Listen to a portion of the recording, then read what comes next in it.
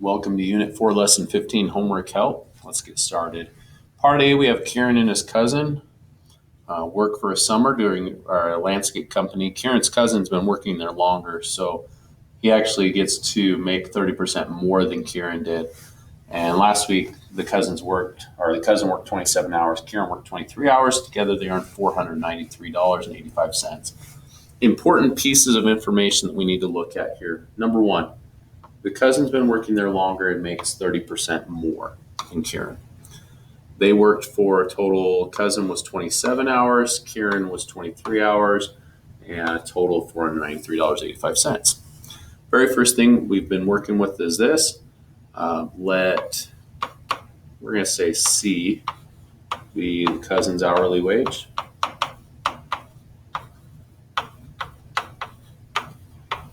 It's really important that we understand what our variables represent. Otherwise, the equations aren't going to make as much sense.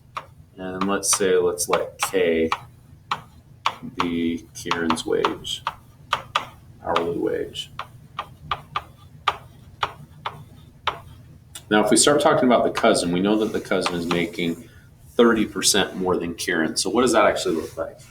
Well, take a little sidestep with me here. Kieran is going to make 100% of his pay. No matter what, he's going to make his pay there. But see, the cousin is making 30% more than Kieran.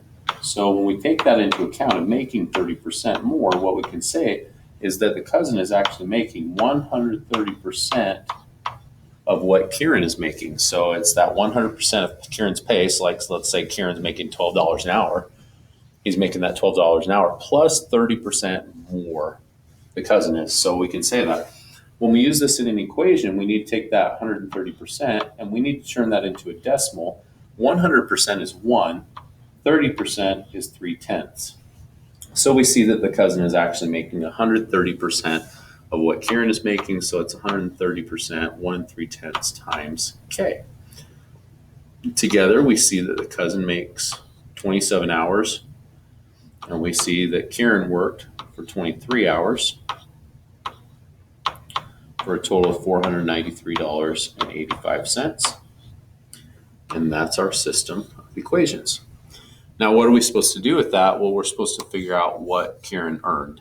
So how do we do that? Well, we do that just like what we did in the lesson, is we use substitution. And at this point, what we see or what we know is C is the value of the cousin's wage. And we know that that cousin's wage is 1 3/10 times Kieran. And we can substitute that value in for C. So what we do to be able to start solving this is we take 27 times 1 3/10 of K, which has replaced C.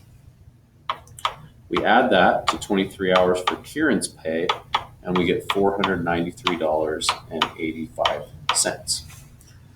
And then with this one, you'll notice that the only variable that's left is K.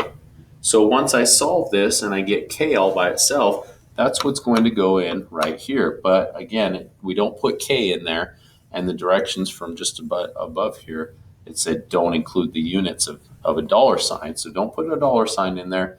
Don't put the K in there.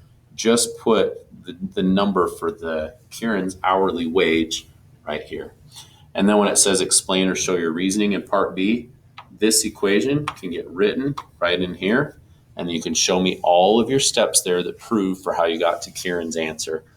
But make sure that you have the right answer by substituting and checking to make sure it's all right. If you get stuck, always feel free to reach out to me. The next problem that we have, you can see I skipped one of them, is Claire in part A. Claire and Noah are playing a game in which they earn the same number of points for each goal, and they lose the same number of points for each penalty. Claire makes 6 goals and 3 penalties, ending the game with 6 points.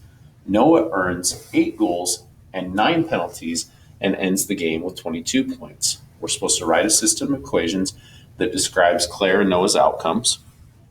Use X to represent the number of points for a goal, Y to represent the number of points for a penalty. And I have, again, 2 equations. I have to write an equation for Claire that describes her successes and her failures, and Noah for his outcome of his game. Again, success or failure, however you want to look at it. So penalties and goals. We want to talk about that and say that let's look at one equation. Let's talk about Claire. We know that Claire had 6 goals, so 6 times X, and Claire had 3 penalties, and her total was 6 points. So now you notice I haven't put a plus or minus in there because I want to double check something. It says that they're losing the same amount of points for each penalty. When we talk about this, I might be tempted to put a minus sign there, but what that would describe is that we're taking away 3 penalties. And I don't want to take away penalties, I'm adding penalties, but what we can suggest with this is that the penalties will be a negative number. It only makes sense that the penalties are going to be taking points away. So what we can suggest is that the X value, the number of points for a goal, X must be a positive number, some positive number, while Y is probably going to be some kind of negative number. So this one is a positive number, Y is a negative number. That's the only way that this is really going to work out. Let's talk about Noah's successes and failures in here. And just talk about Noah had 8 successful goals, but he had 9 penalties, so failed a little bit there for a total of negative 22 points. Depending on the game, it's hard to say what our outcome would or what the game is for. Maybe you want lower points, I don't know. But for this one, what I know about the system of equations, if you take that system and write it right here, you'll get the right answer. What you do is you put, for when you answer this, put in one equation, click enter, put in the next equation. And there might even be a spot in there where you can click on a toolbox. I can't remember, a toolbox, and then have a big brace. And then it will give you space to be able to write one equation here and one equation here. Can't remember if that's here. This next thing you have to do is you have to solve for X and Y. Consider what you have here about X and Y and how we're going to actually solve for that. What I would suggest here is to take one of the equations and simplify it. One of the equations is actually easier to simplify to get one of the variables by themselves, and that would be Claire's. Claire's equation goes like this: 6 times X plus 3 times Y is equal to 6.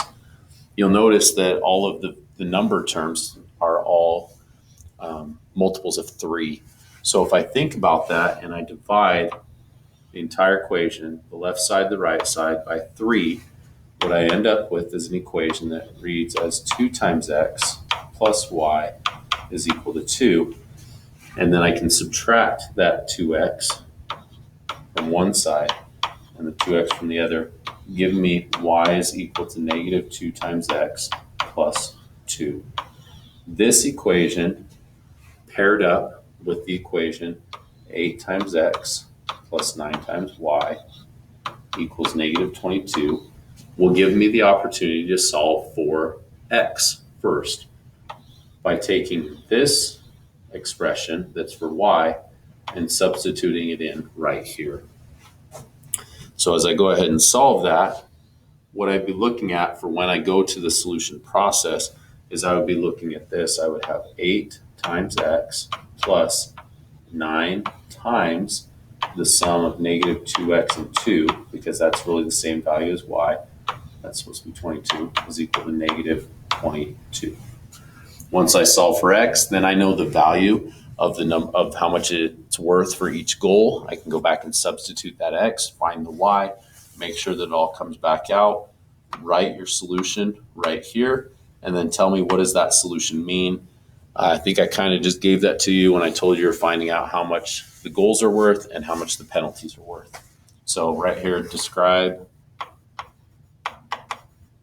X and Y. Okay, using the numbers you got up here in the part B. Last question that you have right here is to solve this system of equations. And remember what we talked about in here, always look at the slope first. These two are in slope intercept form. It's easy enough to take a minute just to look at the slope and decide, do I have one solution, no solution, or infinite solutions? Remember, if the variable terms are different, then there's only one thing I can do, and that's solve. The variable terms that we're after with this is talking about the slope. We have 6 and we have -3. Different slopes, obviously, there's one solution. It's kind of nice to help me with this because now I know I do need to solve for X and Y. It's not going to be something where it's no solution or one solution or infinite solutions. And then I can set this up with the realization that Y, both of them start out with Y is equal to. And so if you remember from the video of the lesson, Y is equal to I, Y is equal to Y. What does that mean with regard to the other two expressions? Give me your solution here as an ordered pair, and then you're all set. Let me know if you have any questions or how I can help out. Hope you have a great day.